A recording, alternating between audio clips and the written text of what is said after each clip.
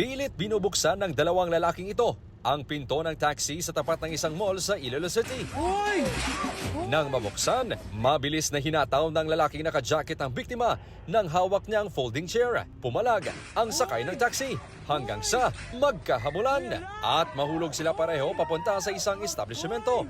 Hindi pa doon nagtapos ang gulo dahil tumulong na rin sa panununtok ang isa pang lalaki. May rumesmak na dalawang pang lalaki at inihagis ng isa ang folding chair. Nagpatuloy pa ang rambulan hanggang sa loob ng isang barbershop. Natigil lang ang gulo nang umawat na ang iba pa nilang kasamahan. Bago pa man mangyari ang gulo sa viral na ngayong video, nagkairingan na raw ang dalawang grupo sa isang bar malapit sa pinangyarihan ng insidente. Ang grupo sang LGBTQ is nakasakay na niya sa taxi. Yes.